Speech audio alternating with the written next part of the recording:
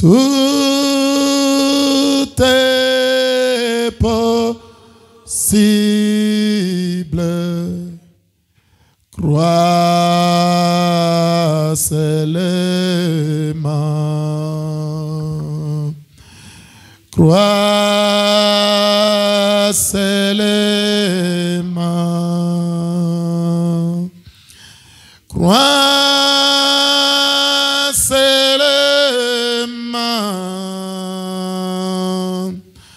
Tout est possible.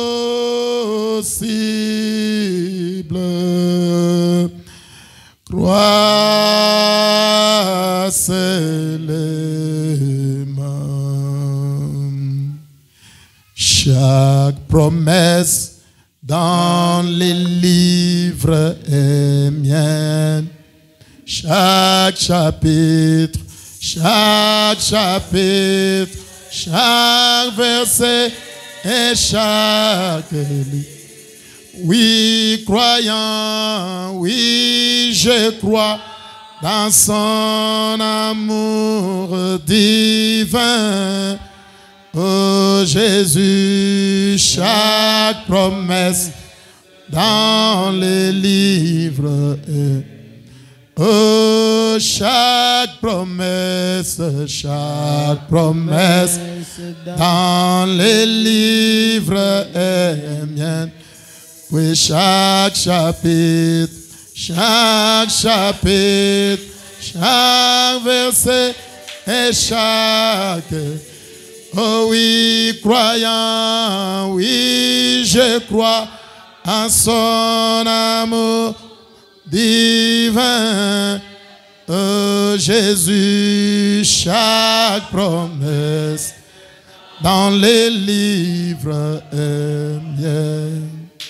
Dieu, notre Père, c'est vrai, Père Dieu de gloire, chaque promesse qui est dans le livre nous appartient, Seigneur.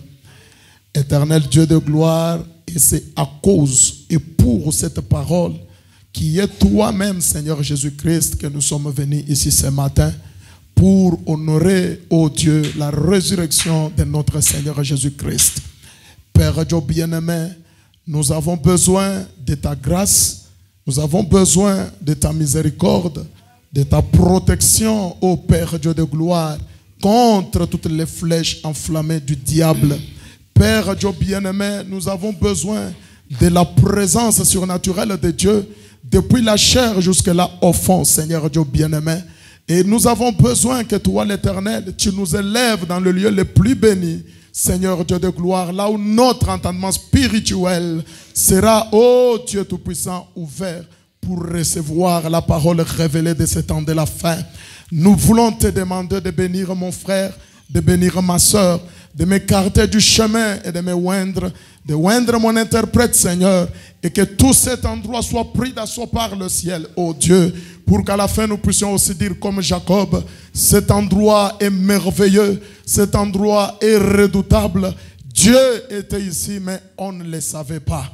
Éternel Dieu de gloire, pour que les malades soient guéris, pour que les pécheurs donnent leur vie à Christ, pour que les faibles soient fortifiés, pour que celui qui a un problème, oh Dieu, par ta main puissante, qu'il trouve la solution. Prends toutes choses sous ton contrôle, Père, alors que nous nous confions à toi, alors que nous te demandons de briser toute la puissance du monde des ténèbres. Ce matin, par le nom du Seigneur Jésus-Christ, nous annonçons la fin, Seigneur, et nous déclarons la fin, Père Dieu bien-aimé, de toute activité du monde des ténèbres, Seigneur Jésus-Christ. Nous ne pouvons pas conjuguer les efforts de venir nous rassembler dans ta présence, et le diable vient contrecarrer ce que nous faisons. Père Dieu de gloire, que ce diable et tous ces démons et tous ces agents, Seigneur Jésus-Christ, encore une fois, plient devant toi et reconnaissent que tu es Dieu. Seigneur Jésus-Christ, lève-nous et bénis-nous. Au nom du Seigneur Jésus-Christ, nous avons ainsi prié. Amen. Amen. Que le Seigneur vous bénisse. Ne vous asseyez pas, restez debout. Ouvrez avec moi Matthieu chapitre 4. Matthieu chapitre 4.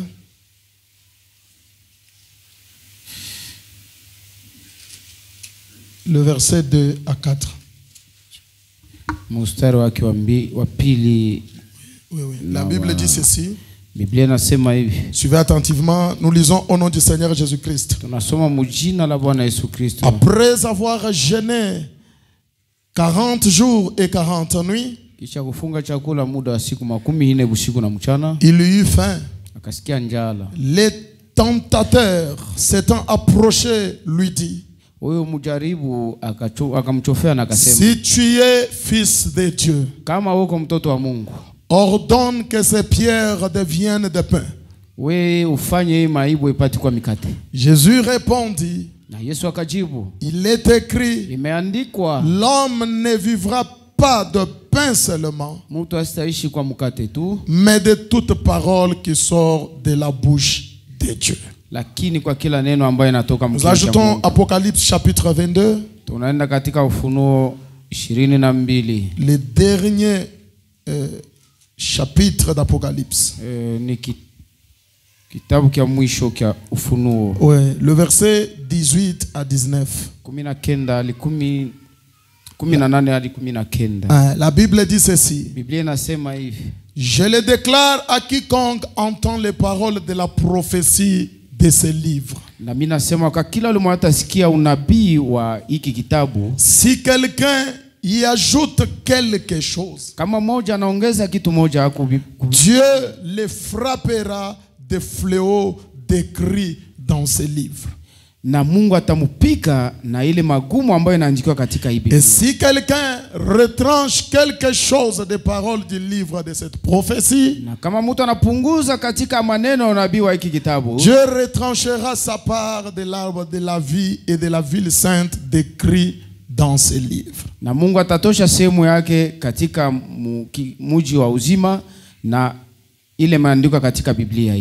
Amen. Amen. Que l'Éternel ajoute la bénédiction à la lecture de sa parole. Ok. Nous parlons sur l'importance de la parole. Amen, amen. Amen. Alors, le sujet que nous avons pris du grand thème que nous avons, les règles, selon les règles du jeu.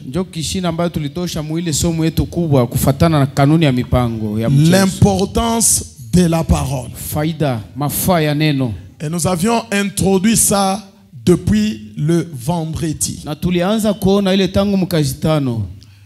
Nous avons vu, je crois que nous tous nous connaissons c'est quoi la parole dont il est question ici.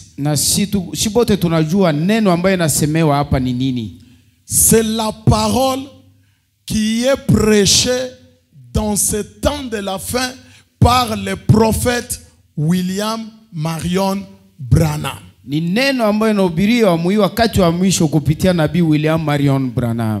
Quand Dieu dans ses pensées là, dans l'éternité là, avant le commencement, il le pensait.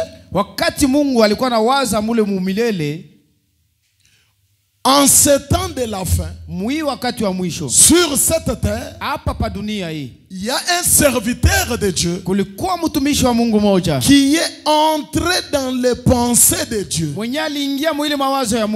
Est-ce que vous êtes là? Et il est venu nous reproduire textuellement exactement ce que Dieu était en train de penser. Parce que les paroles sont les pensées exprimées. Amen. Amen. Moïse, quand il a écrit l'Ancien Testament,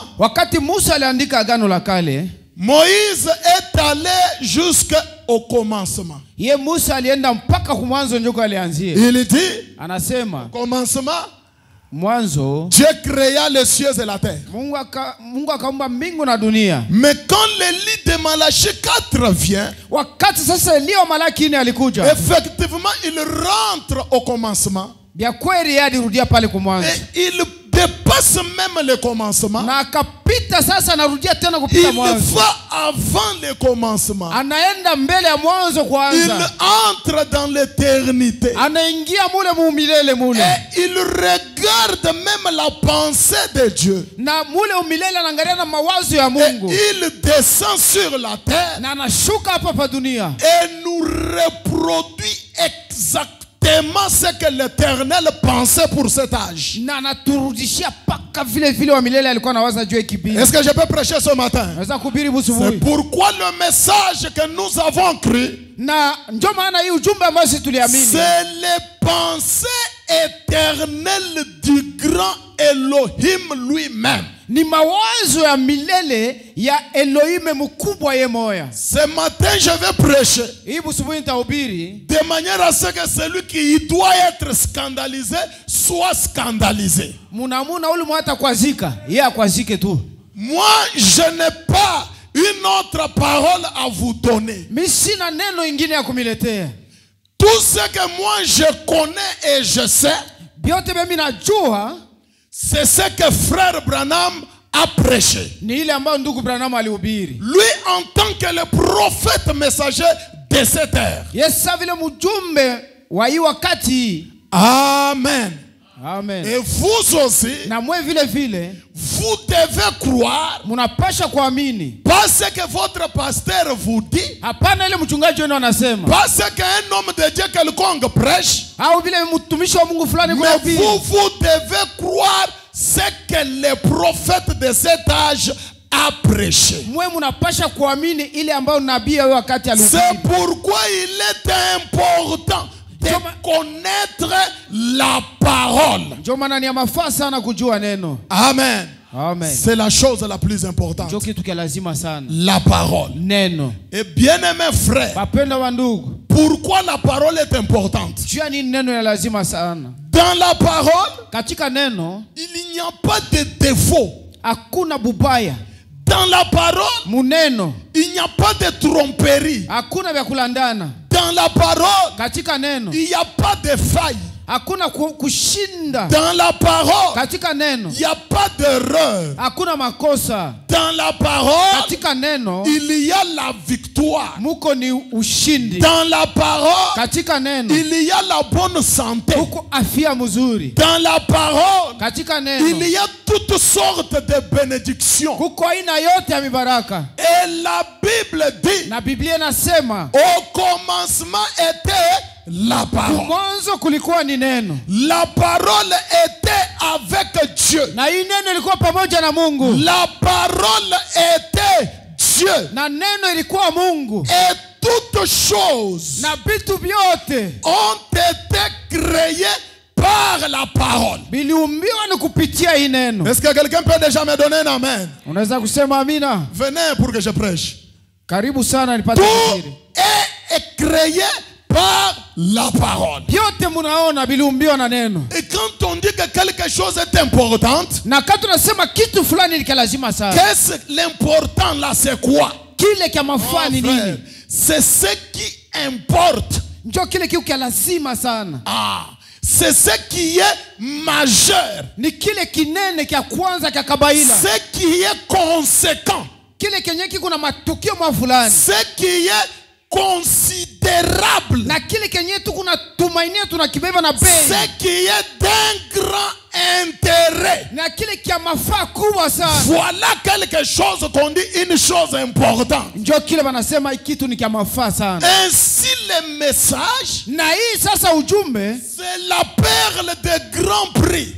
au ni lulu ya bei sana, bushanga wa bei Le kali. message, c'est l'or pur. Au ni dhahabu ya kutakata sana. Le message, c'est ce qui nous importe. Na ujumbe ndio kenye kiu lazima kwetu. Le message, c'est ce que nous devons considérer. Na ujumbe ndio kitu kinapaswa kubeba na bei sana. Est-ce que l'église me suit? Kanisa Mungu nanifuata. En dehors de la parole, Nje ya neno nous on ne considère pas autre chose. si atuonake tena kitu kingine kia lazima. Ni la parole de papa, Hata maneno ya baba yako ni la parole de maman, au maneno ya mama la alisema hivi. parole de l'oncle, Au muyomba alisema la hivi. parole du pasteur. Au mchungaji alisema Si hivi. ce qu'il dit Kama ile kunasema. Si ce que papa dit. Kama ile baba anasema. Si ce que maman dit. Au ile mama iko nasema. Ça ne concorde pas avec la parole. Abiambatane na neno. Ne tremblez pas. Usitetemeke mbele. Refusez cela de tout votre cœur. Katala ile na roho yako yote. Il n'y aura pas de malédiction. Pale hakutakuwa malaana hapana. Il y a la malédiction. Laana inakuya. C'est quand vous rejetez la parole. Ni wakati unatupilia neno. Est-ce que l'église écoute? Kanisa Mungu nasikia. Oh non, papa a dit. Oh, baba yangu alisema. Pour que toi tu prospères dans ta vie. Kwa wewe kuendelea maisha yako. Il faut seulement que tu tues pour moi la chèvre que je mange chez toi. Wewe ni uwe tu mbuzi na mimi nikule kwako. C'est faux. Bia bongo vile kuna kuonesha. Et vous trouvez un frère qui tremble comme ça. Na utakuta ndugu mmoja anaanza kutetemeka tu pale. Sœur. Qui tremble comme ça. Papa a dit non. Kuna tetemeka. Oh, baba yangu alisema. Si j'ai l'argent. Kama mimi kuna pesa. Je vais acheter la chèvre pour mon père. Où est le problème? Nitamuzia mbuzi, mambo iko wapi? Mais ça devient un problème de conditions comment? Juu ya nini nakuwa na masharti? Non, non. Hapana. Moi, Dieu m'a dit, mimi Mungu aliniambia. Il aime que je prospère à tous égards. Anapenda mimi nipate kuendelea mna yote. Et je me limite là, c'est fini. Na mimi nashimamia et je prospère. Na mimi naendelea mbele. Est-ce que vous comprenez? Mungu nashikia ile. C'est la parole. Ni neno. C'est pourquoi Shalom Tabernacle. Ndio maana maskani. En tout. Mubiote. Que dit frère Branham? Ndugu Branham anasema nini? Ça j'aime vraiment ce slogan là. Mimi napenda sana ile misemo ile. Que dit frère Branham? Ndugu Branham anasema nini? Amen. Amen. Est-ce que je peux révolter quelqu'un ce matin? Naweza kutombosha mtu hivi asubuhi. Écoutez. Usikie. Vous voyez cette eau? Mnaona image? Si frère Branham. Kama ndugu Branham. Ça c'est une fausse déclaration mais c'est pour les croyants. Ili misemo ya nguvu sana lakini ndio hapa aminifu. Frère Branham vient ici. Ndugu Branham anakuja hapa Isa tuko hapa hivi. Il vous dit. Anamionyesha mwe. Cette eau ici est rouge. Imai Mungu naona iko sana damu. Et que ton pasteur dit. Na mchungaji wako anasema. Non. Hapana. L'eau est blanche. Imai iko ya mweupe. Oh. Croyez ce que Branham dit. Wewe utaaminia ni ile nye Branham anasema iko ya rangi ya mwekundu. Juu ya nini? Parce que lui là. Sababu yeye pale Branham. Il voit que l'eau est rouge. Iko naona sasa imai mweupe iko. C'est lui qui a les yeux de voir les couleurs. Ule mwana macho, yeye kuna macho ya kuona marangi. Je peux déjà commencer à prêcher. Naweza kwanza kuhubiri. J'ai porté la chemise de couleur blanche. Nilishavala shati ya rangi mweupe. Si frère Branham me dit, kama ndugu Branham anakuja anasema, cette chemise est de la couleur verte. Hii chemise yako ni ya rangi ya mayani. Regine, crois ce que Branham dit. Wewe unapaswa kuamini yenye Branham anasema. La chemise est verte. Hii shati yangu iko ya rangi ya mayani. Maya sombe. Je prêche comme ça. Kuna ubiri hivi. Musomba muntangila. Munaanza tu kuniangalia.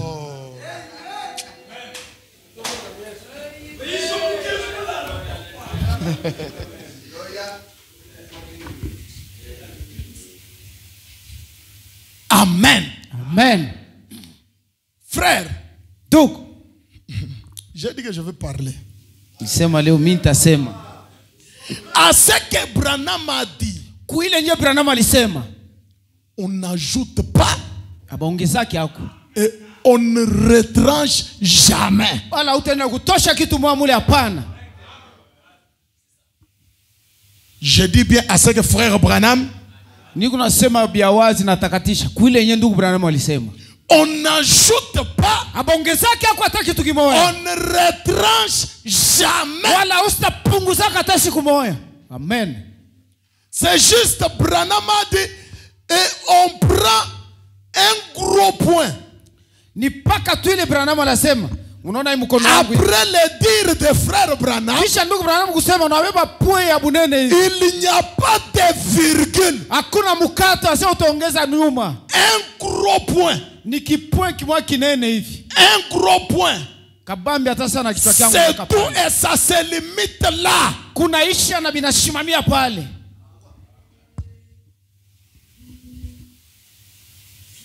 Oh non, il voulait. Oh, alikuwa anapenda. Il n'y a pas de il voulait qui tienne. Hakuna kusema oh, alipenda kusema njoo bitabamba. Une fois que vous ajoutez, mara tu ile saa tu unaongeza. une fois que vous enlevez, au unatosha mimi natosha kanza yake. ce n'est plus encore la vie. Haina tena buzima. Ça devient la mort. Pale ni lufu njoo luisha kuingia.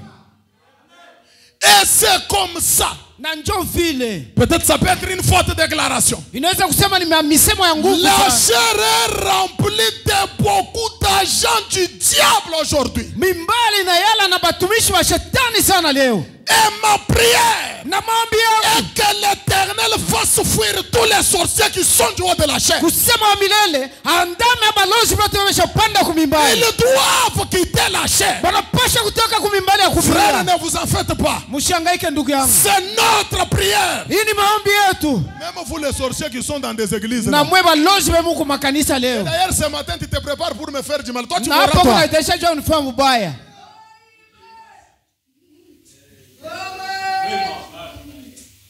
Frère, on ne se moque pas de Dieu. Tu te tiens à cette chair.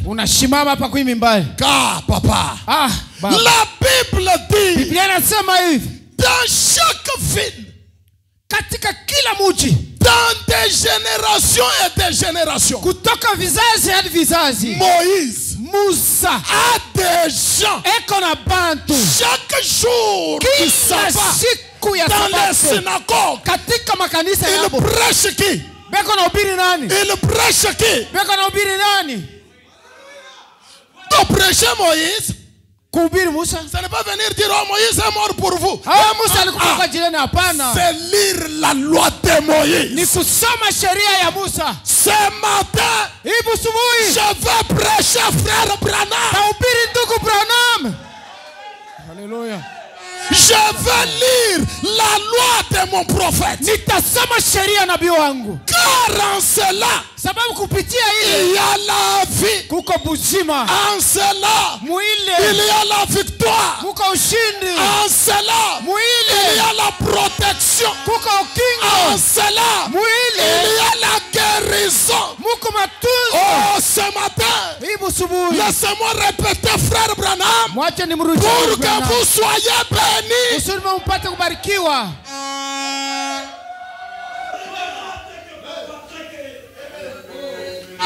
C'est tout. C'est ce qui nous suffit. Prenez tout ce que vous voulez. Mais laissez-moi Branham dire.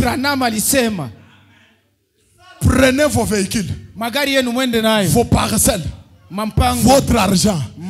Laissez-moi les 7 sceaux. Laissez-moi, quelle est l'attraction sur la montagne? Laissez-moi la fête des trompettes. Laissez-moi, oh bien-aimé frère, qui est celui-ci? Tout ce que mon prophète a dit, c'est mon héritage. Ne venez pas jouer avec mon héritage. Là-bas,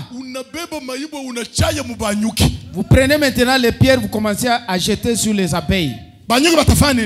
Elles vont faire quoi? Tous les sorciers de Goloésie, ils sont derrière la chair. Des magiciens, que l'ange de l'Éternel tranche leurs problèmes et qu'il les jette dehors.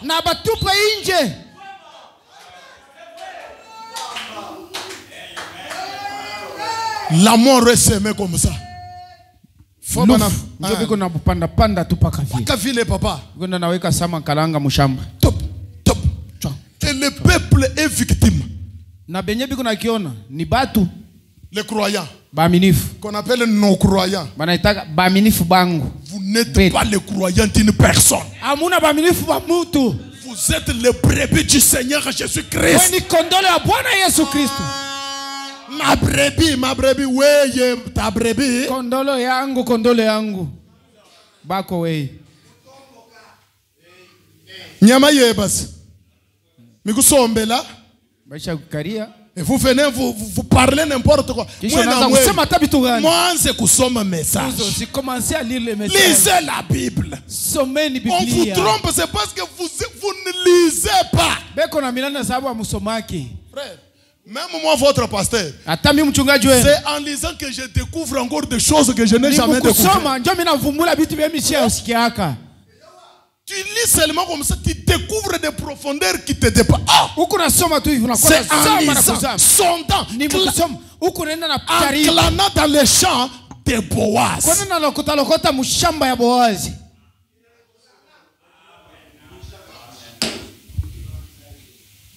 Exposé page 247. Je commence par là. Frère Branham dit ceci. De même que le Maître Céleste a tout construit sur le fondement des Écritures, ainsi devrions-nous abandonner toutes les particularités qui distinguent nos diverses confessions et nous satisfaire de la parole de Dieu révélé. Qu'est-ce qui doit nous satisfaire? La parole de Dieu révélée, qui nous appartient à tous. Bible à main. Nous devrions nous écrire. Je crois que ce que Dieu a révélé dans ce livre, j'obéirai à ce commandement dans un esprit de soumission. Je mets mon espoir en ses promesses. Chrétiens, écoutez. Il n'y a qu'une vie. Est-ce qu'il y a des vies? Il n'y a qu'une. Mais la mort vient sur nous sous 1000 déguisements. Ça devient sous 1000 déguisements comment? Écoutez, il dit, la mort vient sur nous sous 1000 déguisements. Il n'y a qu'un Christ, mais 1000 antéchrists. Un seul Christ, une seule vie, une seule parole. Mais les destructeurs, frères bien-aimés, les bandits spirituels, les antichrists. Qu'est-ce que signifie un antichrist? Un antichrist, c'est un anti-parole. C'est lui qui dit des choses qui ne sont pas dans la parole. C'est lui qui ajoute à la parole. C'est lui qui retranche de la parole. C'est lui qui déplace la parole. C'est celui-là un grand bandit. Un antichrist. Et ils sont pleins dans nos églises. Que ce soit à la chair, que ce soit dans les bancs. Ils veulent injecter des choses qui ne sont pas dans la parole. Amen, amen. Amen. C'est pourquoi frère Branham nous dit, attention, attention, que nous soyons impressionnés par quoi? Que nous soyons impressionnés par quoi? Je vais vous lire des choses ce matin, vous allez comprendre. Ne tremblez pas devant n'importe qui. Parce qu'il est un prédicateur véhiculé dans une Jeep de luxe. Parce qu'il porte je ne sais comment. Tu trembles quand il dit frère. Tremblez quand on vous dit frère Branham a dit. Tremblez là-dessus. Ne tremblez pas de n'importe quoi. 1000 déguisements. La mort vient. Imaginez-vous. Le pasteur aujourd'hui, il dit telle chose qui n'est pas dans la parole, c'est la mort. Le mercredi, il lance encore quelque chose, la mort. Dimanche, la mort. Vous sortez dehors, vous écoutez un frère qui place mal les Écritures, la mort. Tu pars dans une église quelconque, la mort. Vous voyez comment la mort vient. Mais la parole, une seule parole. Maintenant, qu'est-ce que frère Branham? Comme il n'y a qu'un seul Christ, et qu'il n'y a qu'une seule vie, et que la mort vient par 1000 déguisements. Frère Branham dit dans Exposé 351 pages. Suivez attentivement. Branham dit, Apocalypse 3:21. Celui qui vaincra, je le ferai asseoir avec moi sur mon trône. Comme moi j'ai vaincu et me suis assis avec mon Père sur mon trône. Écoutez l'église du Dieu vivant. Or, Diapo, qu'est-ce que nous devons vaincre? On a parlé d'un vainqueur. Celui qui vaincra, je le ferai asseoir sur mon trône. Branham me dit, qu'est-ce que nous devons vaincre? Voilà la question qui se pose tout naturellement ici. La question qui se pose tout naturellement ici. Écoutez les révélateurs de la Bible, ce qu'il dit. Frère Branham dit, mais ce n'est pas vraiment de cela qu'il s'agit dans ces versets. Est-ce que vous comprenez? Quoi vaincre? Ce n'est pas de cela qu'il s'agit dans ce verset. Branham dit, en effet, il ne s'agit pas tant de savoir quoi vaincre, mais il s'agit de quoi, frère Branham? Comment vaincre? C'est pourquoi frère Branham a prêché un message. Comment puis-je vaincre? La mort vient sous 1000 déguisements. Ça veut dire, la mort peut prendre cette forme ici. La mort peut prendre cette autre forme. La mort peut prendre cette autre forme là.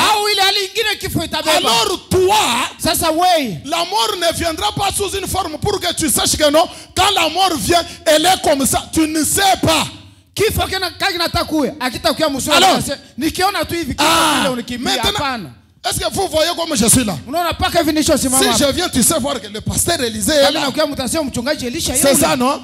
Mais quand le diable vient par la mort, il n'est pas une seule personne spécifique connue comme ça, non? Il entre dans un diacre. Il entre dans le pasteur. Il entre dans un frère. Il entre dans un pasteur influent. Amen. Maintenant, il n'est pas nécessaire de connaître quoi vaincre. Branham me dit, ce qui est nécessaire, c'est de connaître comment vaincre. Amen. Et frère Branham maintenant donne la formule. Pour voir combien c'est vrai. Pour connaître comment vaincre. Branham me dit, il nous suffit de jeter un coup d'œil au passage de l'écriture. Quelle écriture? L'écriture qui nous montre comment le Seigneur Jésus a vaincu Dieu 4. Ile andiko inatuonesha namna gani Bwana Yesu Kristo alishinda katika Mathayo 4. Où Jésus est tenté par le diable. pale Yesu alijaribiwa na shetani. Frère Branham a dit, Ndugu Branham anasema Jésus Yesu a vaincu les tentations personnelles de Satan alishinda majaribu ya kipekee ya shetani par la parole. kupitia neno. Seulement par la parole. Na ni kupitia neno ndio Yesu alishinda. Quelle parole, frère? Ni neno gani ndugu?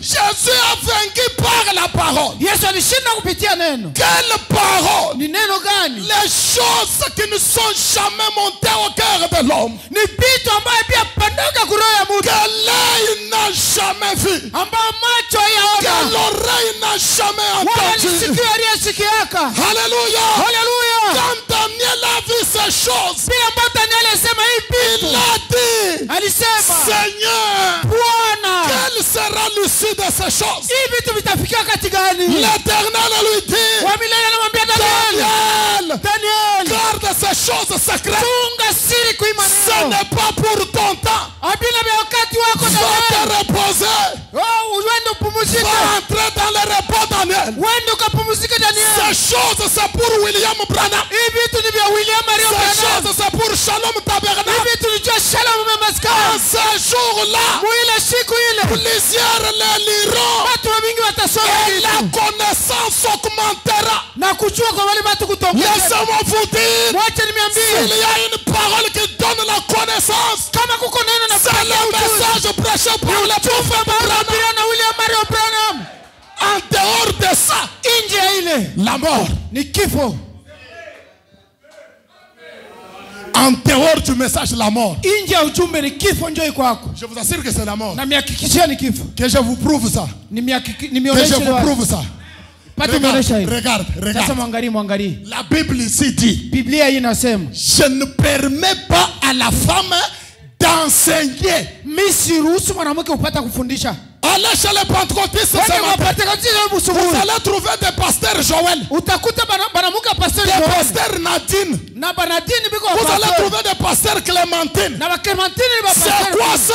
Ni nini ile? La mort. Ni kifo. L'écriture est claire dans la Bible. Andiko iko wazi katika Mais ils ont des yeux, mais ils ne voient pas. Kuna macho lakini hawaone. Mais quand vous venez dans le message, Katika ujumbe frère Branham dit, ndugu Branham anasema une femme ne doit pas prêcher. mwanamke hapaswi kuhubiri.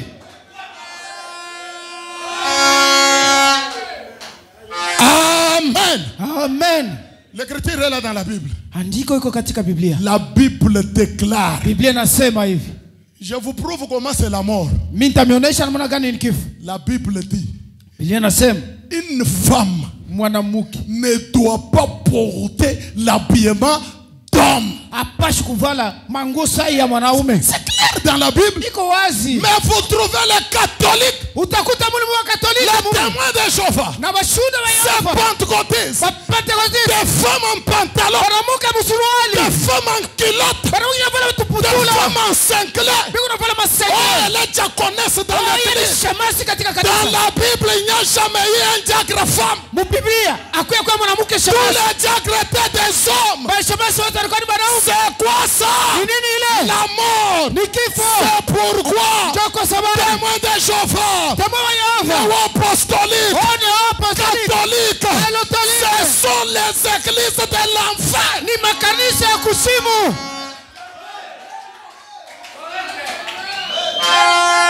Enfer.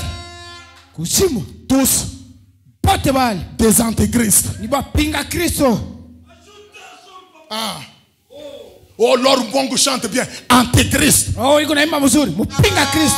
Oh, Alain Moloto. Antéchrist. Oh, ale moloto. Mupinga Kristo. Oh, Moïse Mbi. Antéchrist. Oh, unjo Moise mbi antikrist. Oh, Mike Kalambay. Antéchrist. Oh, unjo Mike. Oh, Christine Chouchou. Oh, Antéchrist. Mupinga Kristo. D'ailleurs, une femme en cheveux coupés, Mwanamke shokata na nyele yule. maquillée, Aisha kujipanga. en cinglé. Akivaa Oh, cinglé. elle chante quoi? Oh, iko naimba nini? Et vous trouvez un fils de Dieu, Na utakuta mtoto wa Mungu. l'enfant de Malachie 4, Mtoto wa Malaki 4. avec ses chants dans sa maison. Na mimbo ya ile namuna mnyumba yake. La mort soumis le déguisement. Kifo kiko naingia mu njia 1000. Et ces choses sont pleines dans nos églises. Vous trouvez un pasteur qui regarde le football avec ses croyants. Un pasteur qui regarde le catch américain avec ses croyants. C'est un agent du diable dans l'église. Frère Branham a dit l'affaire de football, ça ne regarde pas l'église.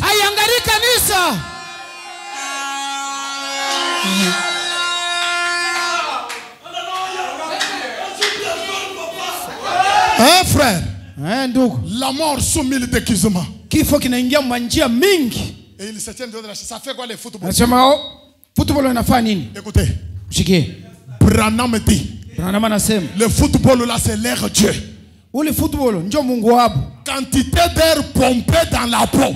Notre Dieu aussi, c'est une divinité dans la chair. Comment moi je peux laisser mon Dieu pour aller suivre les dieux des autres personnes? Et il y a des pasteurs qui soutiennent ça dans les églises. Antichrist. Branham a dit, laissez-moi voir le journal que tu veux lire. Laissez-moi écouter quel genre de musique tu suis. Je te dirai que l'esprit qui t'anime. On a fait quoi, frère? Vous arrivez chez le frère.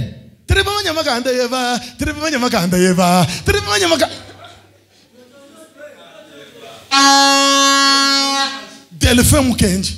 Delphin Mukenji kunaimba pale. Muchanda mweno muchina mto sans effet. Et vous trouvez la scène. Hein? Moi conscience. Vous souvenez de malom.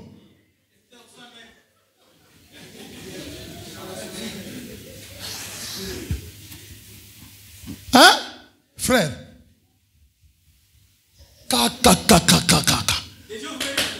Ma maison. C'est un territoire saint. Un territoire saint. C'est le territoire qui appartient à l'Éternel. Oh, mon prophète a dit, toute inspiration en dehors de Malachie 4, c'est du sable mouvant.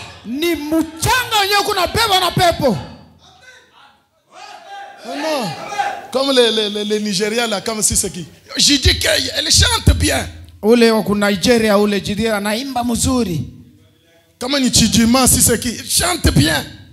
Et vous trouvez des sœurs. Oh non. L'autre ici c'est qui? La fille. Ada. Kungulu ya mabwe. Ah, les groupes là, c'est les exilés de Sion. Kungulu ya mabwe, et vous trouvez une série, frère. Tu as des démons, Il te faut la délivrance. Mais quand on vient entonner ici pour rendre à la rivière, on arrive là dans Kureki. Anaanza kumeza commence à mâcher les mots. Kungulu ya mabwe na yote. Sasa bili vingine comment est-ce que vous connaissez ça?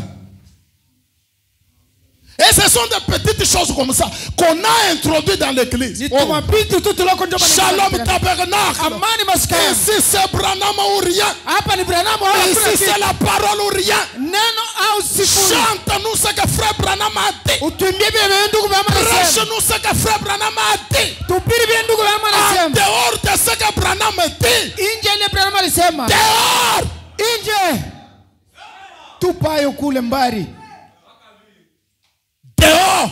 Ni kule nje kabisa hapana hapa. C'est pourquoi. Ndio sababu.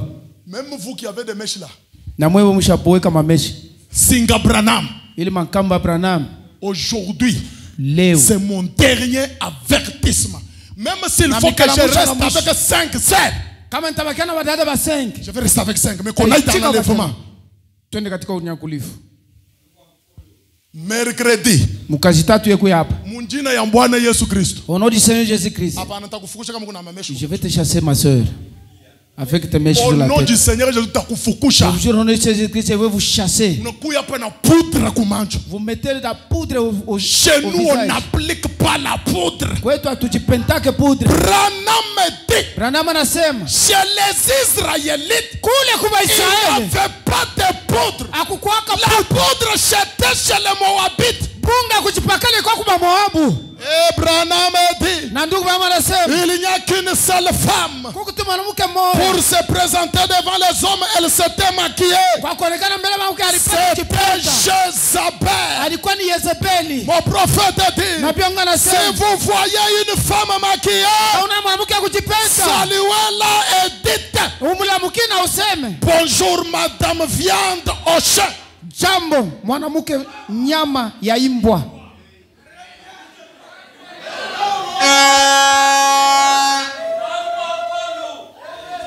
Oh, fond de teint. Oh, ile poudre ya kujipakala iko muka chiffon ile. Oui, comment karangi ke kusa? Comment tu changes les teints là?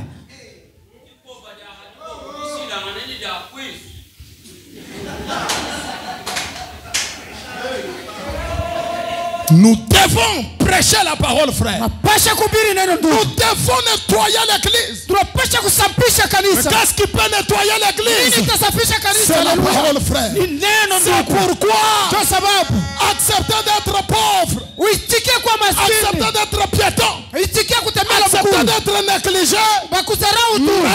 Lakini garder la parole. chunga hii neno. Ne laisse jamais la parole t'échapper, mon frère. Usiache neno ipate kupita ndugu. Jésus a vaincu Yesu alishinda. seulement par... Ni kupitia tu neno. Non, mais frère, Ndugu. ce qui est grave. Kiajabu tena. Aïe, aïe, aïe, aïe. Écoutez ce que Frère Branham dit. Msikie vile ndugu Branham anasema. Vous jouez avec cet âge. Unacheza na hiki kipindi. Ça, c'est l'âge glorieux. Kizazi ni kia L'âge d'or. kia dhahabu. Ah, vous avez raison. Mungu na sheria. Mais c'est aussi un âge terrible pour le péché, pour la tromperie. Lakini ni wakati mwa wa hatari. Frère Branham dit dans l'Éden de Satan. Katika Edeni ya Shetani mahubiri ya ndugu Branham. Le paragraphe 14 et 27. Kifungo 14 na 27. Prêché le 29 août 65. Ya mwaka 65. Frère Branham dit ceci. Ndugu Branham anasema hivi. Alors, Sasa maintenant, considérons ces grands 3 points de suspension. tuangalie hii munene nukta tatu. Pendant quelques minutes, Mu dakika kiloko. ces grands jours de péché où nous vivons maintenant. Hii siku kubwa ya dhambi ambayo tunaishi sasa. Écoutez, Msikie. je ne crois pas Misiaminie qu'il y ait jamais eu un jour, kusema kisha kuweka siku moja. d'après tout ce que j'ai lu de l'histoire, Kufuatana ile yote nilisha kusoma katika il y hadithi. a eu des jours de plus grande persécution Kulikuwa masiku kubwa ya mateso sana. où partout les enfants de Dieu étaient mis à mort. Ambao watoto ya Mungu walianza kuuawa. Mais Lakini de voir la tromperie de l'ennemi, lakini kuona ile kukiribishaji wa adui. la tromperie de l'ennemi, Udanganyishi wa shetani. jamais Hauya kuwaka hata siku moja. nous n'avons connu un jour comme celui-ci Hatuyapataka siku shetani kunaangusha batu sana leo. où nous vivons maintenant. Hii siku ambayo tunaishi mwayo C'est le jour où la ruse et la tromperie sont plus fortes que jamais. ni wakati ambao ile mayele na ile udanganyifu iko yulu sana. Est-ce que vous comprenez? Mungu nashikia ile. Et le diable a compris la formule. Na shetani aisha shikia ile namuna ya kubifanya. Aujourd'hui, la plus grande tromperie, c'est dans l'église. Bya kulandana bya mingi leo ni katika makanisa. À la chair. Ukufasha kuhubiria. Par le prêt. Kupitia bahubiri. À la chair. Hapa fasha kuhubiria kumimbali. Frère, c'est ici où on sème la vie. C'est ici où on sème aussi la mort. Hapa ndio wanapandaka bujima na upanda lufu. Ici, frère, c'est pourquoi prier au sujet de l'église dans laquelle vous priez. Unapasha kuombea kanisa ile kunaenda kuomba kwa hayo. Kuomba sana. Seigneur, révèle-moi. Bwana unifunulie. Seigneur, dis-moi quelque chose. Uniambie kitu mwa Ne fulani. me laisse pas seulement aller dans cette église à l'aveuglette comme ça. Usiache kwenda mwi kanisa mupofu tu paka Est-ce hivi. que c'est l'église selon ta volonté? Hii kanisa ni kunaenda inafanya est-ce que mon âme ira au ciel? Kumkwenda huko nafsi yangu itaenda mbinguni. Frère, votre destinée éternelle dépend aussi de l'endroit où vous vous nourrissez. Mwelekeo yako ya milele inafuatana na nafasi yako. Il y a d'autres prédicateurs, vous les suivez, à la fin tu es disqualifié, tu es en enfer. Huko mwingine mhubiri unamfuata kumwisho bana kuweka pembeni. Parce que Jésus a dit, si un aveugle conduit un autre aveugle, il va aller où? Anaongoza kipofu mwingine watenda wapi? C'est pourquoi à la fin vous serez dans les trous de l'enfer. Vous allez seulement dans les églises. Permettez que je dise Tunis comme ça. Hein? Tu n'es pas satisfait là où tu es. Leo hapa. Kesho unachofa tena. Luvila kuhichi kwenda. Pa kujika. Huko naenda utaenda lamata kumwa bana kujika binaisha. Non, vous savez. Oh, mnajua. Toujours dit nzolo wende nda ujaja muswazi. Anasema kila siku. Nyuka mini nyichichita muminu weba.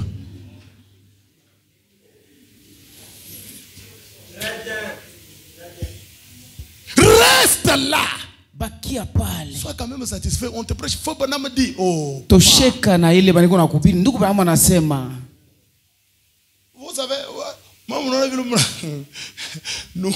nous quand on était des croyants, on prêche le message. Wakati tulikuwa baaminifu.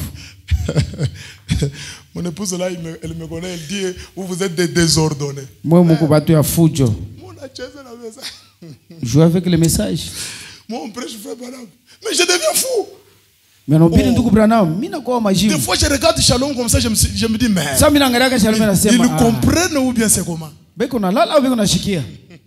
Mais quand ces mêmes personnes m'accompagnent ailleurs, ils voient comment les gens mangent, gobent la parole, disent non, pasteur kwa benya na ubiriaga bien sana ke mweto. Paka hapa mwa, wakati wananipeleka biona vile pengine beko na luka na hii neno.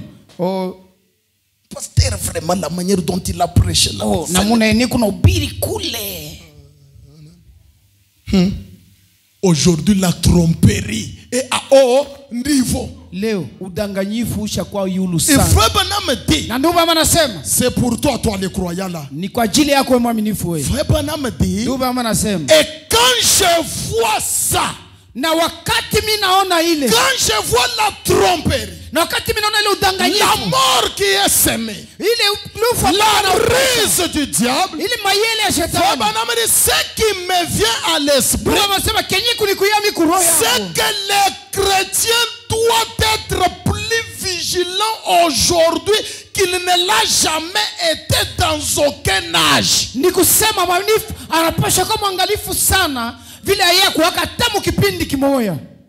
Dis à ton voisin, sois vigilant. Ambia mwe pembeni yako ase ufungule richo mzuri. Sœur, dis à ta voisine là, sœur, sois vigilante. Umuoneshe geuka ase kufungula richo mzuri.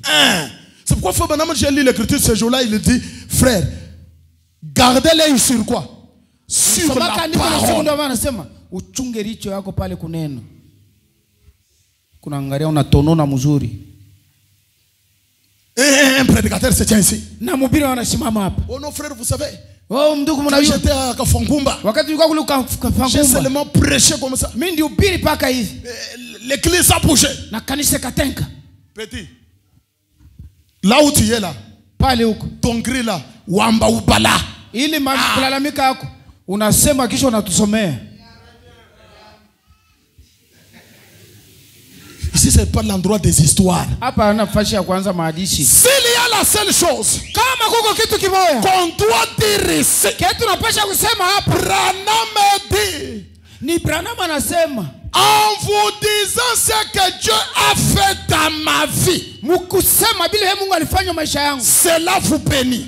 Cela vous rapproche plus près de Dieu. Oh pasteur, oh mchungaji, dis-moi ce que Dieu a fait dans la vie de William Branham. Est-ce que quelqu'un peut me donner un amen? Dis-moi ce que Dieu a fait avec frère Branham. Si tu as prié sur un malade qu'il est guéri, Cela, ce n'est pas mon problème. Même si tu as prié sur un aveugle, il a vu. Cela n'est pas mon problème. Même si tu as prié sur un stérile, il a eu des enfants. Cela ne m'impressionne pas. Ce qui m'impressionne, c'est que frère Branham a dit.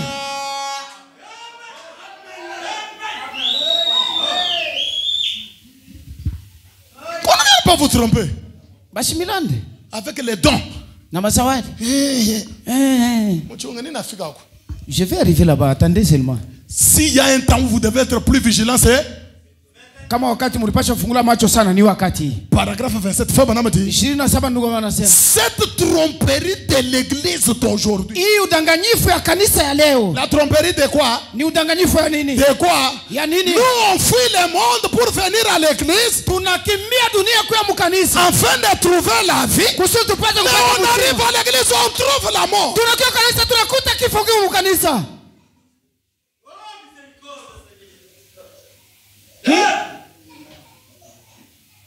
Comme un prédicateur était venu ici.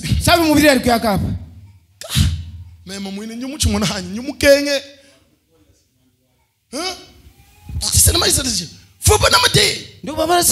quand vous faites les dépenses chez vous, alors toute la semaine vous faites ces dépenses là, c'est ce que vous amenez comme offrande à l'église.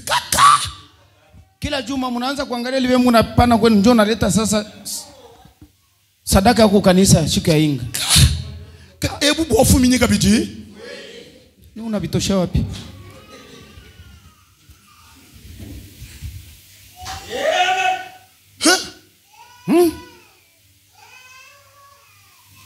Ne croyez pas des choses comme ça.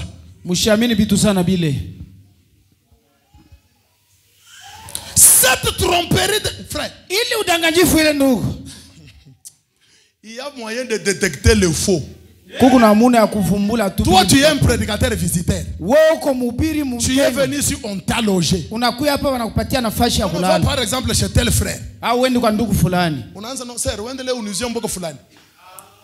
Tu commences à donner les ordres maintenant. Aujourd'hui, venez me voir, je vais les chasser qu'ils rentrent le revenir. C'est quoi ça? Il y a des choses comme ça, vous trouvez les gens, surtout quand on est monde tout à don. Alléluia.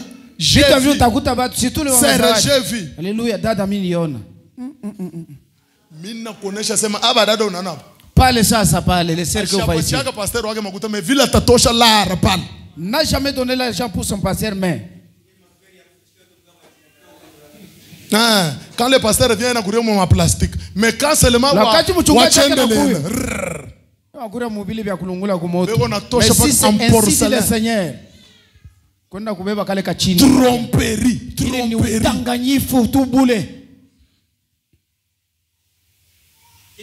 Cette tromperie de l'église aujourd'hui, voyez-vous, les fils de la perdition, les diables, les fils de la perdition, les diables, le papa de Billy Paul dit. Donc, les gens adorent Satan en ce jour-ci en pensant qu'ils adorent Dieu. Mais ils l'adorent à travers un credo. Des dénominations faites des mains d'hommes et des credos qui ont fini par entraîner les gens dans la plus grande tromperie que le monde ait jamais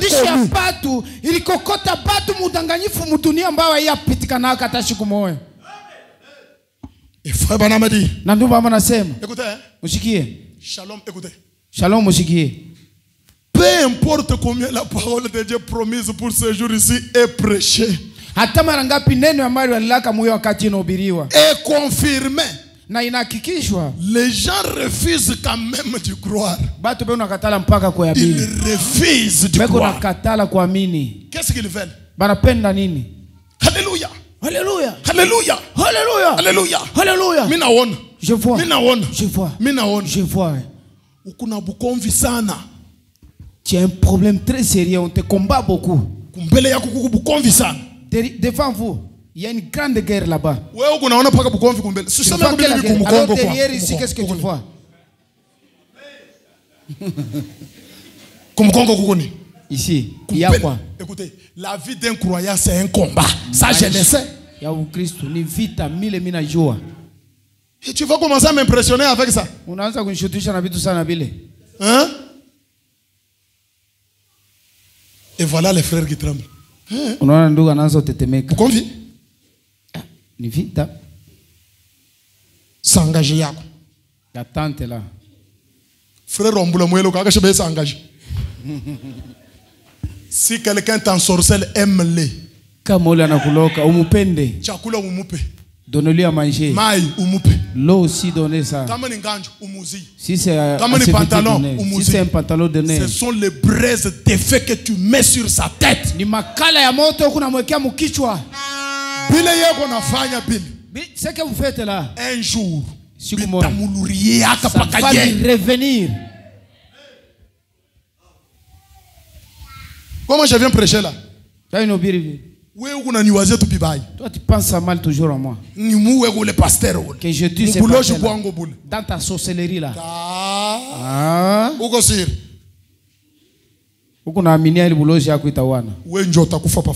Tu vas commencer à mourir avant.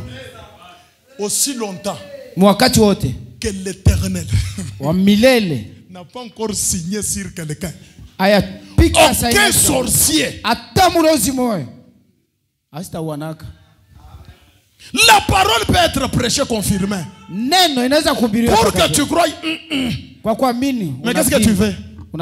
Non, nous c'est les surnaturels. Nous voulons Dieu qui agit en puissance. Le réveil. Frère Branham dit. Je suis dans le message l'agneau et la colombe. Paragraphe 428. Ces prédications sont deux, ces titres. Hein? Mais celui-ci est prêché le 25 mars 57.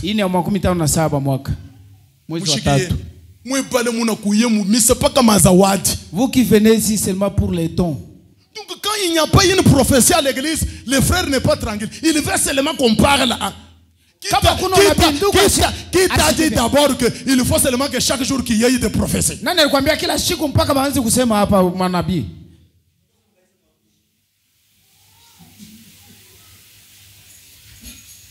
Branham dit. Maintenant, madame, peu importe celui qui fait l'ingénieur à l'instant, si vous voulez bien, j'aimerais juste vous parler comme notre Seigneur l'a fait avec la femme au puits.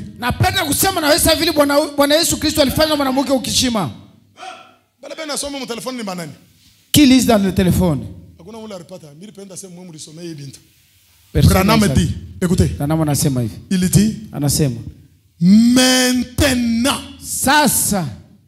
ouvrez vos oreilles. Maintenant, nous savons que dans les derniers jours, il y aura un réveil du surnaturel qui ne sera pas de Dieu.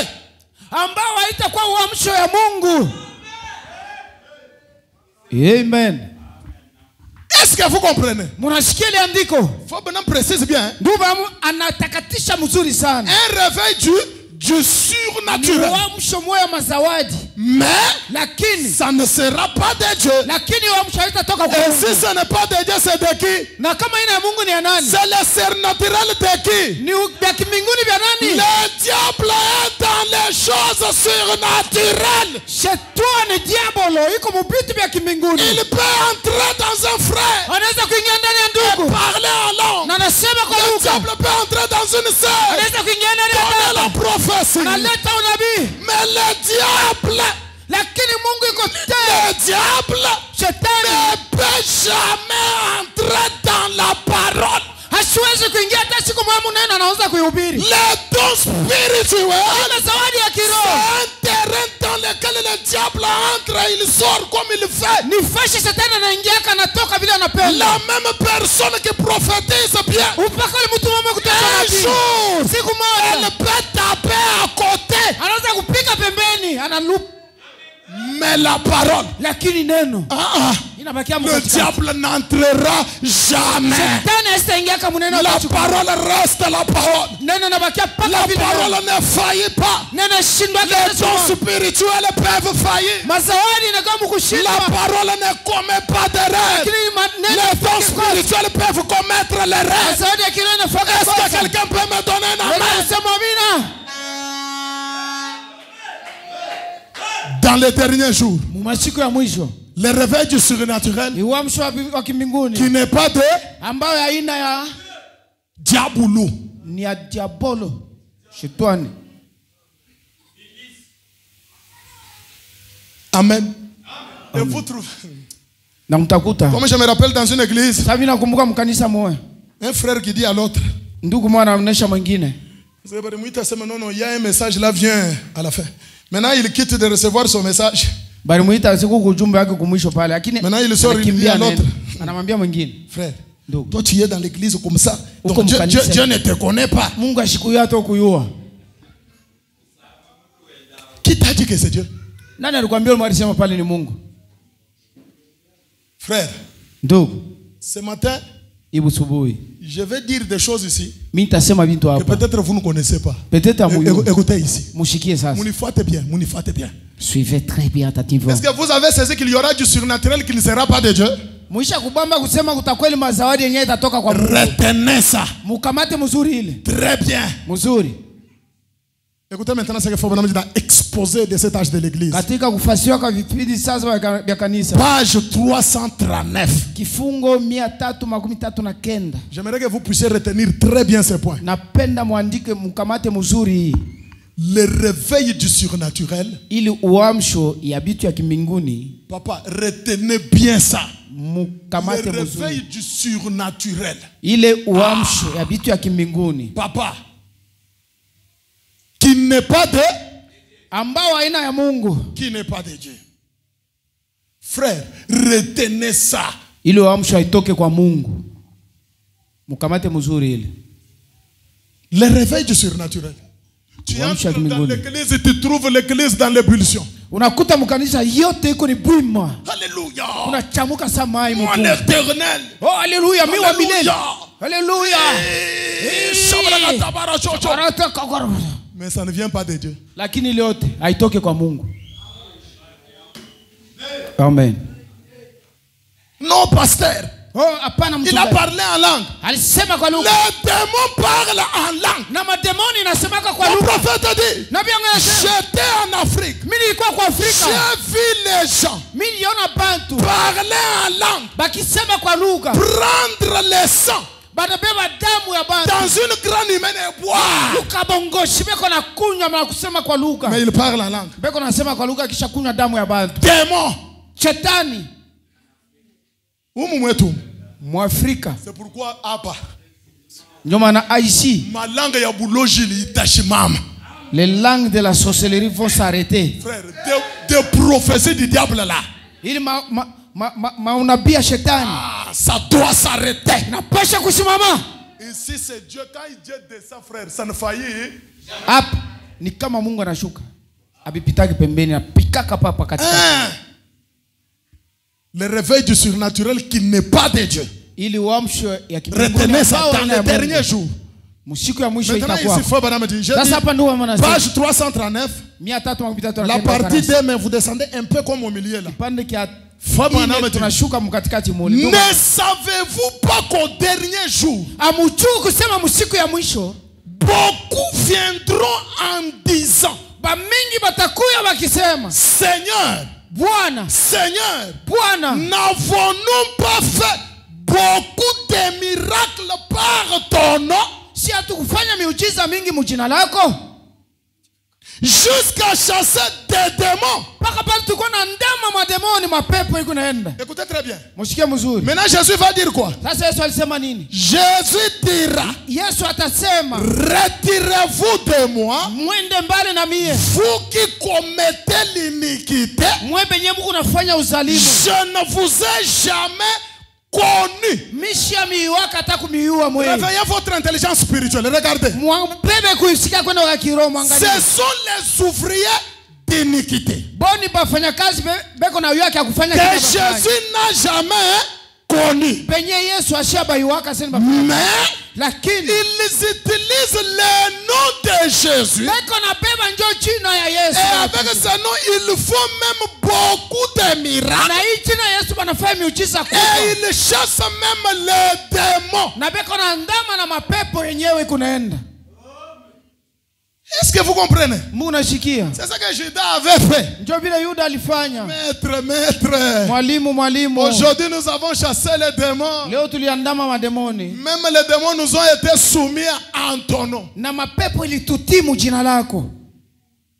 Et pourtant, est-ce que vous savez que Judas est un démon? C'est ce que Jésus avait dit. L'un de vous était un démon.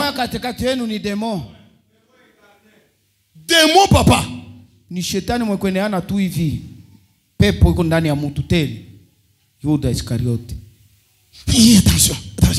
Ce frère là c'est un vase. Huyu ndugu ni kiombo kia Mungu. En tout cas je parle par lui. Mungu anasemaka sana kupitia yeye. Shalom tabernacle. Amani maskani. N'ayez pas crainte de quelqu'un, c'est un vase. Msimogope mtu sababu yeye ni chombo cha Mungu. Un vase c'est qui? Kiombo ni nani? Je vous explique. Mimi namfasiria. Prenez les gobelets qui sont chez vous là. Mwewe makopo iko kunyumba ile. C'est un vase, non? Le gobelet là, c'est un vase. Dans le gobelet là, tu peux prendre du lait. Dans le même gobelet, le thé rouge. Dans le même gobelet, de l'eau. Dans le même gobelet, toujours les mêmes gobelets, les mêmes vases là. Ça veut dire que dans les vases là, s'il est consacré, Dieu parle au travers de lui. S'il n'est pas consacré, le diable aussi peut parler. Maintenant toi tu es là, influencé de vases. Donc on dit, les vases sont, comme j'étais dans une église là, les vases sont des intouchables. Tu ne peux pas.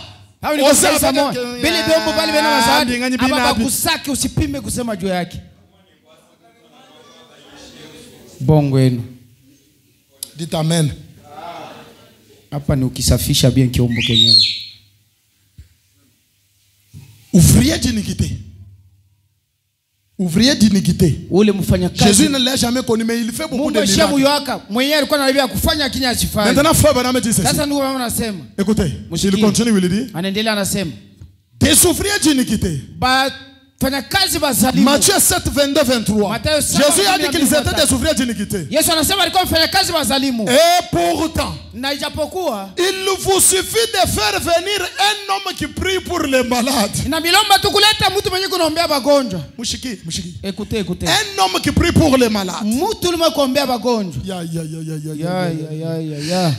Qui fait apparaître de l'huile et du sang dans l'assemblée. Mafuta na damu katika makutano iko. Aha. Donc, il vient ici. Anakuja tu hapa. Ligne de prière. Anaita msafara maombi. Dieu m'a dit. Mungu aliniambia. Aujourd'hui vous allez voir. Leo mtaona. Alléluia. Alléluia. Amen. Mettez-vous ici. Mwikale hapa. Il commence à prier comme ça. Anaanza kuomba hivi. L'huile commence à couler dans les mains. Unaona mafuta inaanza kuvuja huko mikono. Même le sang ça coule. Na damu inaanza kuvuja. Ndio ndugu bwana anasema. Il prie sur les malades et ces choses là, ça se fait voir, ça se laisse voir. Vitu vya vile viko naonekana. Maintenant frère Branham me dit. Sasa ndugu bwana anasema. Suivez attentivement, il dit. Fate mzuri anasema hivi.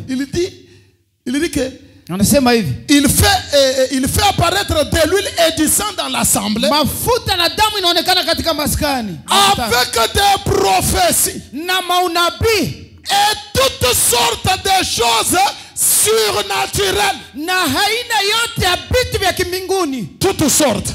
Haina yote. Il prie. Anaomba. Les tôles s'ouvrent.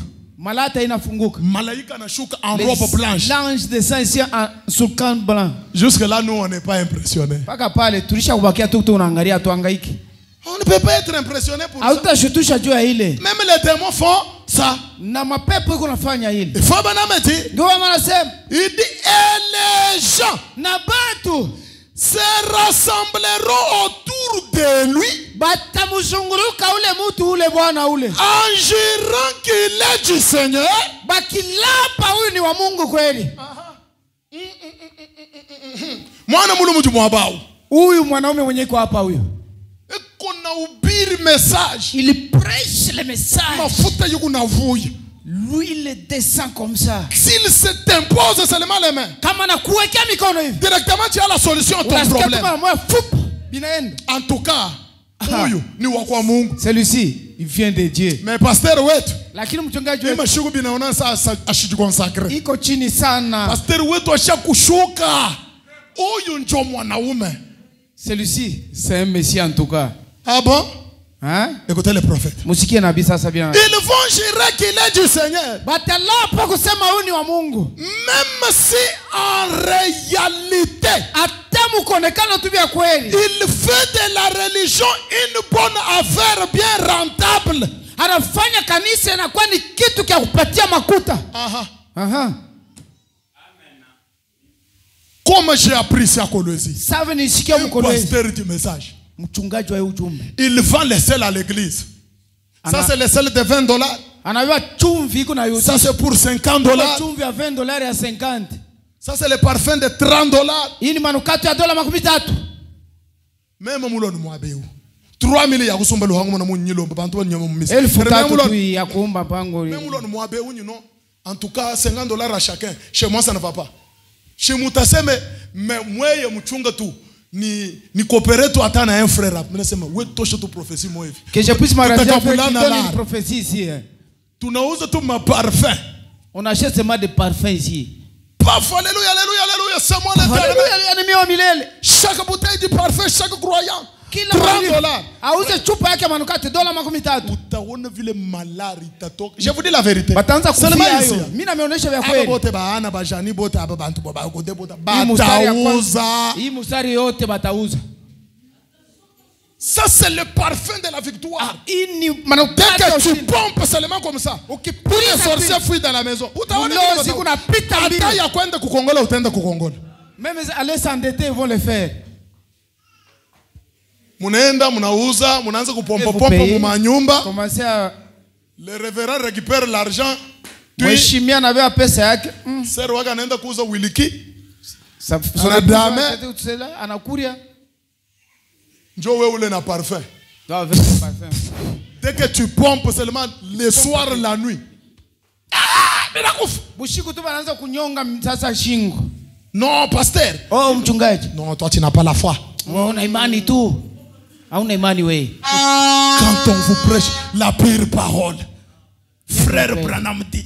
Frère Branham dit. Frère Branham dit. Oh, c'est quoi ça, frère Branham dit? Frère Branham dit. Nini mambo ya ndugu Branham anasema.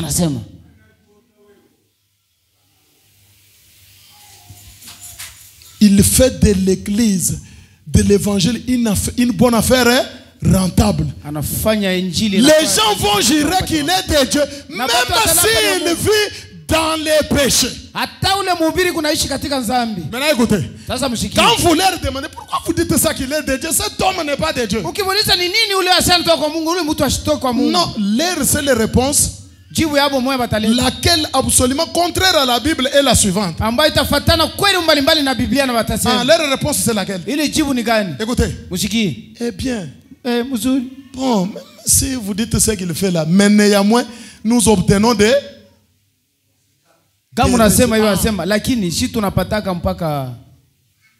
obtenons des résultats. Il doit être de Dieu.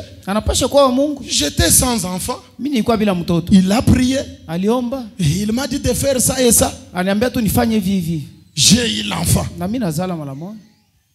La prophétie avait dit que ma matrice n'est pas dans la voie normale. Il faut qu'il vienne changer la position de...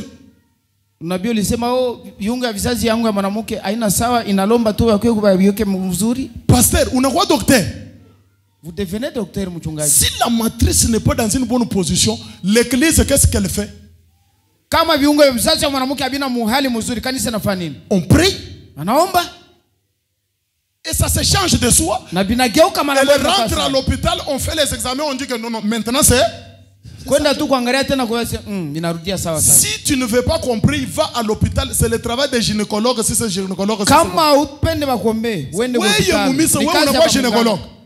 Dans l'église, vous devenez munganga wa manamuke.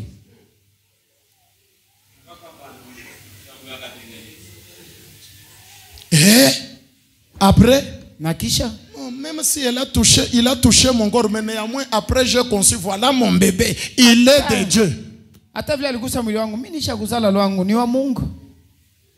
Branham dit, c'est terrible.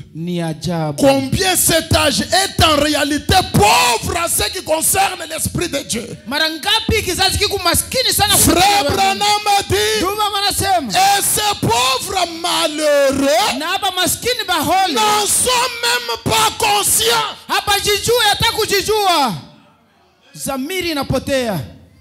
On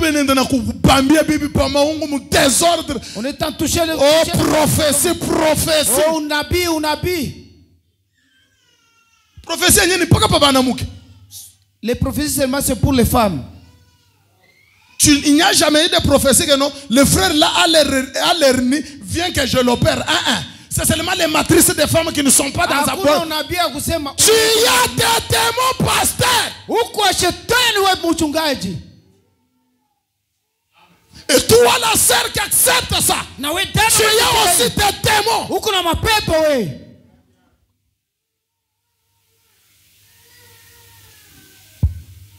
Hein?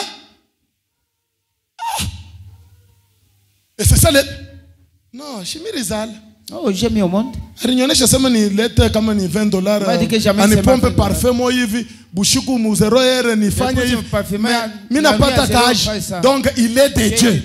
Si kusema ni wa Mungu. Jovil. C'est ça. On a semé yam. Papa, prenez avec moi Deutéronome.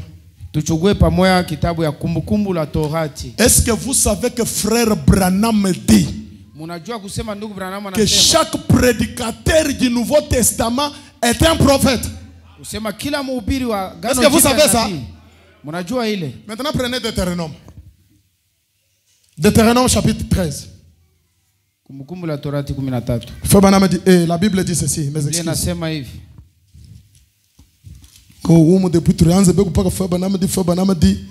Papa, unachoka? Ok. Pumujika logo papa. Deutéronome 13. Le verset 1 à 3. Vous qui avez des Bibles, ouvrez, suivez attentivement. Il t'a dit qu'il y a eu des réponses, hein? Il t'a dit qu'il y a eu des résultats, hein? Et tu confirmes qu'il est de Dieu. Écoutez ce que la Bible dit. Tu es là, papa? Ok. S'il se lève au milieu de toi un prophète ou un songeur, kama kuna lamuka katikati yenu nabii au ule wa kulota mandoto, Branham dit que un prédicateur du Nouveau Testament c'est un. Branham anasema mhubiri wa Agano Jipya. S'il se lève du milieu de vous un prophète ou un songeur qui t'annonce un signe ou un prodige, kama kuna lamuka katikati yenu nabii au ule wa kulota mandoto mwenye anaonyesha alama fulani, et il vous annonce un prodige, telle chose va arriver. La Bible dit, et qu'il y ait accomplissement du signe ou du prodige dont il t'a parlé en disant. Fais ceci. Ce qu'il te dit là, mais c'est contre la parole. Mais tu le fais, néanmoins tu obtiens le résultat. La Bible dit, même s'il y a l'accomplissement, alors qu'il t'avait annoncé en disant, allons après d'autres dieux, des dieux que tu ne connais point, et servons-les. L'Éternel dit, tu n'écouteras pas les paroles de ces prophètes. Alors donnez-moi un amen. Amen. Tu as eu des résultats, non? Mais parce que ce qu'il t'a dit là, c'est en dehors de ce que ton Dieu t'a dit. La Bible dit, tu ne l'écouteras pas pas. Biblia inasema usimusikilize. Écoutez. Oh, mais j'ai eu des réponses. Oh, mimi nipata majibu. La Bible dit, Biblia inasema, car c'est l'Éternel votre Dieu sababu ni wa milele Mungu wenu qui vous met à l'épreuve kumiweka kubipimo pour savoir si vous aimez l'Éternel votre Dieu de tout votre cœur et de toute votre âme. Dieu kujua kama mnapenda wa milele Mungu wenu kwa moyo wenu wote na nafsi yenu yote. Unashiki? Vous avez compris? On vous amène quelque chose. Non, pour que tu mettes au monde, oh, kwa wewe kuzala, il faut tuende mbele. Il faut qu'on aille. Unaona kuku prophète boy mpostole pale. Tu vois, il y a un prophète et l'apostole là-bas. Pour que tu aies la victoire. Pour que ton travail marche bien. Kazi tembe mzuri. Kata kuku kichwa. Coupe seulement la tête d'une poule. Umwange damu. Verse le sang. Que ton épouse ne voie pas. Bibi yako asione. Maintenant tu lui amènes la poule là, elle le prépare. Sasa unamletea ile kuku anaipika. Et comme tu es ensoiffé d'argent, tu travailles des enfants, tu ne connais rien de la parole, et tu vas faire ces choses. Même si tu as du travail après avoir fait, même si tu as les enfants après avoir fait, la Bible dit, ne l'écoute pas. C'est Dieu qui t'a mis à l'épreuve pour savoir si tu l'aimes. Et dès que Dieu te met à l'épreuve, il trouve que tu ne l'aimes pas. Amen. Albert, où unaona? Frère, vous voyez? Aaron, où unaona? Vous voyez? Oh non, tuende kwa mama mulombi. Oh, tuende kwa ule mama. Est-ce que c'est ça que Branham a dit? Eti kile ndio Branham alisema? Tenda kufanya kwa nini? Qu'est-ce que vous allez faire là-bas? Laissez-moi lire la Bible. Mwache nisome Biblia. Deutéronome 12. Tosiki. Deutéronome 12. Kumbukumbu la Torati 12. 29 à 30. 29 Écoutez ce que la Bible dit. Musikie kile Biblia inasema. Arrivez là-bas, on va lire ensemble. Mwafike pale tutasoma pamoja. Papa. 29 à 30. 29. Papa, tu es arrivé? Oui, je suis là. Écoutez ce que la Bible dit. Musikie kile Biblia inasema. Lorsque l'Éternel ton Dieu wakati wa milele Mungu wako aura exterminé les nations que tu vas chasser devant toi. Atatosha ile mataifa yote yenyewe utafukuza. Lorsque tu les auras chassés, wakati wewe utawafukuza, et que tu te seras établi dans leur pays, na wewe utaenda kuikala mwile nchi yabo. La Bible dit, Biblia inasema, garde-toi, wewe ujichunge de te laisser prendre au piège, wewe usijiache kubambika kumuteko, en les imitant, mukuanza kubaiga, après qu'elles auront été détruites devant toi, kisha boku walibishiwa mbele yako. La Bible dit, Biblia inasema, garde-toi de t'informer de leur Dieu et de dire, wewe ujichunge usianje kuangairisha ba Mungu yabo au bili banasema. Garde-toi de t'informer de leur Dieu. Ujangaririshe usianje kufundishiwa na wale ba Mungu babu.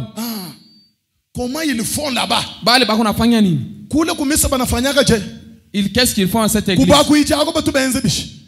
Kule kubanini banafanyaka je? Qu'est-ce qu'ils font de l'autre côté? Kuba yidi batu benze bishi. Banafanyaka nini kule? La Bible dit quand tu es dans le pays. Biblia inasema kama unafika mwingi. Est-ce que nous sommes dans le pays? Eti tuko mtaifa. Le pays c'est le maire.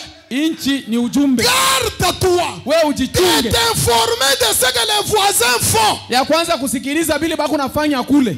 Chez Mama Mulombi tu pars faire quoi? Oh, kule kwa wale mama unaenda kufanya. Vous trouvez un frère du message. Unakuta ndugu wa ujumbe. Une sœur du message. Dada wa ujumbe. Parce qu'il a besoin du travail. Dieu kuna lazima ya kazi. Parce qu'il a besoin des enfants. Dieu kuna lazima batoto. Parce qu'il a besoin de ceci. Dieu kuna lazima hiki. Il part chez les pentecôtistes. Anaenda kule kwa pentecôtistes. Ça peut dire que le Dieu d'Abraham ne fait pas. Tunasema akiniza Mungu Abraham Le asifanye. Dieu de frère Abraham fait. Abraham kuna tenda. S'il ne fait pas aujourd'hui, kama asifanye il leo le fera demain. ataifanya kesho. S'il ne fait pas demain, asifanye kesho. même après 20 ans, il le fera. Imnajua tabu Je continue à tenir bon. Je continue à croire qu'il le fera. Garde-toi. Je relis la chose. Garde-toi de t'informer de leur Dieu. Et de dire comment ces nations servent-elles leur Dieu. Moi aussi, je vais faire de même. C'est la Bible. Ni Biblia. Tout ça c'est quoi? Yote ni nini? Par manque de la parole. Kutokujua neno. C'est comme je suis allé quelque part. Je prêche. Nahubiri. Je prêche très bien. Nahubiri mzuri. Parce que nous, Dieu nous aide toujours à prêcher bien. Jusi Mungu atusaidiaka tunahubiriaka mzuri. Et un pasteur, un magicien. Pastori moya mchawi. Nous connaissons très bien son histoire. Tunajua hadithi yake mzuri. Nous connaissons Nimouloji. On connaît qu'il est sorcier. C'est lui qui devait prêcher après moi. Yeye ndio alipasha kuhubiri kisha mchungaji. Bien aimé. En tout cas, ce sont des gens comme ça que je cherche. Attends, après on se voit. Même quel rapport y a-t-il entre moi et toi? Toi, tu as d'autres dieux. Moi, j'ai l'autre Dieu. Mon Dieu, c'est le Seigneur Jésus-Christ. Toi, tu es allé entrer dans des histoires. Je ne peux pas t'attendre. On ne va pas parler. Et je suis sorti, je suis parti. Je ne peux pas, frère. Écoutez-moi très bien. Votre Père Céleste, c'est tout ce dont vous avez besoin. Il connaît. Il connaît tout. Écoutez ce que faut quand tu es dans les messages, laissez-moi d'abord lire la Bible. Est-ce que vous êtes là? Ne dormez pas. Quand on prêche la parole, vous voulez dormir. Prenez toujours Deutéronome. Chapitre 11. Le verset 11 à 15. Frère, vous voyez comment on explique la Bible ici? C'est Frère Branham qui nous a enseigné tout ça. Le message c'est l'université de la parole. Deutéronome 11. Nous commençons à partir du verset 11. Écoutez. Frère, tu cherches la bénédiction. Tu cherches quoi? Ceci, c'est là. La Bible dit ceci. Les pays que vous allez posséder. Quel pays? Le message de l'heure. Est-ce que quelqu'un peut me donner un amen? Le pays que... Oh, excusez-moi. La Bible dit le pays que vous allez posséder est un pays de montagnes et de vallées. Et qui boit les eaux de la pluie du ciel. Quelles sont ces eaux? Oh, ce sont les bénédictions, mes frères. Et la Bible dit, c'est un pays dont l'Éternel ton Dieu prend soin. Le message, c'est un pays où l'Éternel lui-même prend soin, frère. Sur lequel l'Éternel ton Dieu prend soin. Et sur lequel l'Éternel ton Dieu a continuellement les yeux. Du commencement à la fin de l'année. Oh, Seigneur. 13. Si vous obéissez à mes commandements que je vous prescris aujourd'hui, si vous aimez l'Éternel votre Dieu, et si vous le servez de tout votre cœur et de toute votre âme, verset 14, je donnerai à votre pays la pluie en son temps. La pluie de la première et de l'arrière-saison. La Bible dit, et tu recueilleras ton blé, ton mou, ton huile, na mafuta. Je mettrai aussi dans tes champs de l'herbe pour ton bétail. Na nitaweka mashamba yako majani juu ya Et mashamba yako. tu mangeras et te rassasieras. Na utakulia utajiba. C'est ça le message. Hii ndio ujumbe. Laissez-moi te dire. Waache nikwambie. Dans le message, Ujumbe, l'Éternel donne de la pluie. wa milele analeta mvula. Depuis le mois de janvier Kwanza mwanzo wa mwaka jusqu'à décembre. mpaka mwezi wa 12. Amen. Amen. Tu ne manqueras de rien. Hautakosa kitu. Reste calme dans ce Wewe pays. bakia tu kimya. L'Éternel sait de quoi tu as Wa besoin. milele anaya kile kuna Ce lazima. n'est pas tes inquiétudes qui te donneront quelque chose. Aya frère. usema ndio atakupatia kile kitu. Honore Dieu. Wewe heshimia Vis Mungu. la parole. Ishi neno. Que dit frère? Ndugu Branham anasema nini? Je vais faire cela. Que dit frère Branham? Ndugu Branham anasema nini? Mathieu. Pour nous le faire mu miso kuna bululo motoka. Njoo vile frère Branham anasema. Frère, c'est ce que frère Branham dit. Continuez. Endelea. Or, si vous faites quelque chose en dehors de ce que le prophète a dit, en cela il n'y a pas la bénédiction, il y a la mort. Pale La hakuna mort. baraka, kuko ni kifo. Feli. Ile mercredi ile kama ulikuwa kumisbarifia kukidnapper. Ndugu, ile siku on devrait te kidnapper si tu étais à l'église. Vous voyez? Munaona? Quand vous sortez du territoire, Wakati unatoka nje ya nchi, l'ange te fait quoi? malaika anafanya nini? Anakuacha. Sachez que Mjue kusema quand tu es dans le puits en train de travailler les jours de culte là, kama huku mule munjimu huku natumika siku ya ibada, l'ange de l'Éternel n'est pas là. malaika wa milele ashina pale. Tu es seul. Uko we mwenyewe. Sur ta moto là, Pale les jours de culte, siku ya ibada, les heures de culte là, ili masaa ya ibada, dans ton kiosque là, we mukazi yako mule, l'ange de l'Éternel n'est pas là. malaika wa milele ashina pale. Tu es seul. Uko we mwenyewe. Et comme tu es seul, Na vile uko we mwenyewe, alors prends soin de toi-même. sasa ujishughulikie we mwenyewe. Protège-toi. Ujichunge we mwenyewe. C'est pourquoi quand tu as un problème les jours de culte, les heures de culte, Kama kuna tu mambo as un siku ya problème, ibada, masaa ya ibada, n'essayez même pas de venir me parler. usikuye hata kunionesha. N'essayez même pas de me chercher au pasteur chez moi ici aujourd'hui. Hapana nitafuta au pastori kwangu ni hivi. Hapana. Wewe fanye nini? Mambo yako urishia hayo paka wewe mwenyewe. Termine tes affaires toi-même. Nasha wewe ubenga njoo vile. Hata kama unakatala biko vile. C'est la parole ou ni neno au hatutasema kingine. Il ne vit caché en Christ. Maisha yenye kufichika kwa Kristo, mahubiri ya nabii. Mambo il ne dort pas. Usilale dada. Il est déjà 12h30. Aïe aïe aïe aïe aïe aïe aïe aïe. Bon, je lis même cette citation et j'arrête par ici. Paragraphe 9. Écoutez ce que Frère Branham dit. Tusikie kile nabii anasema.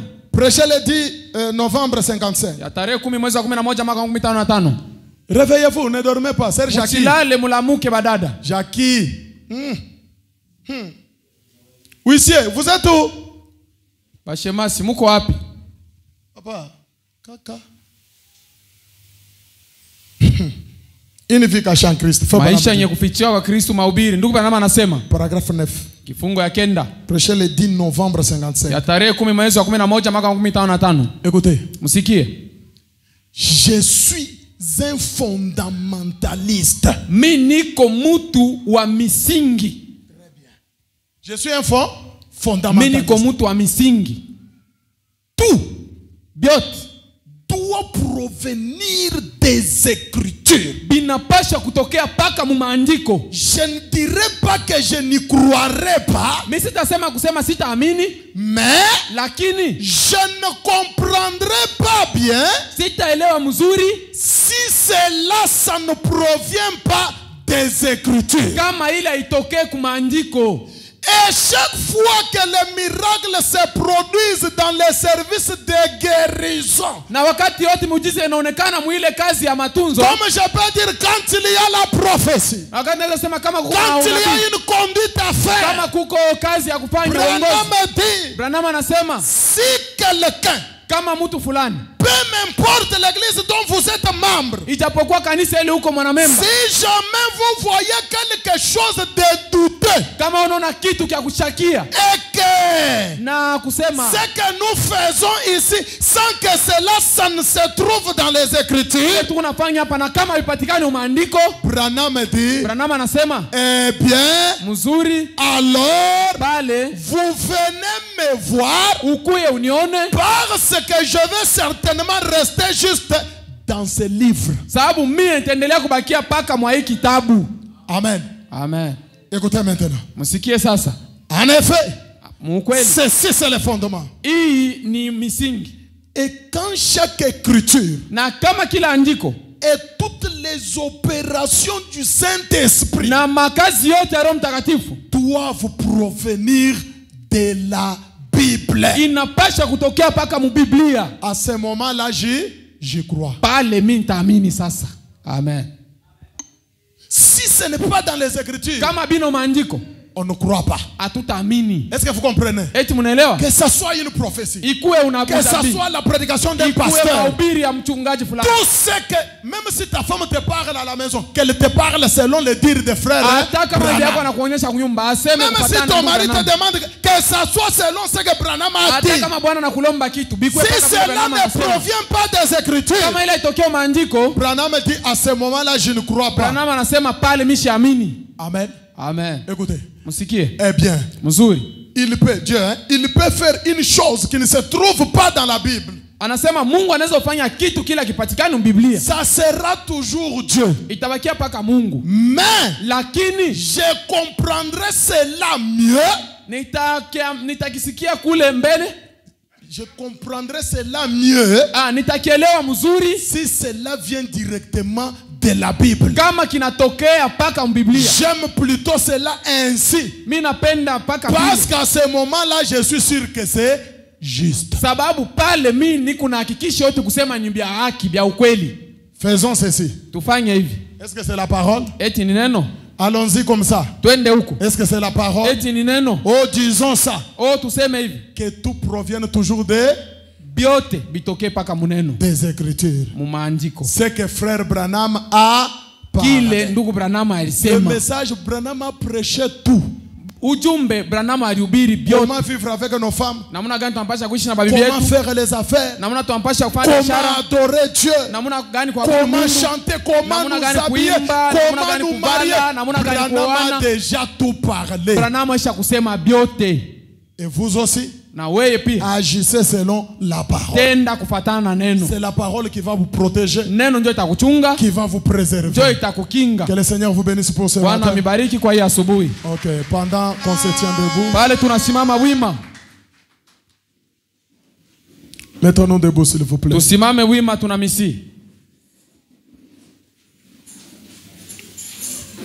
Sœurs, mettons-nous debout. La parole.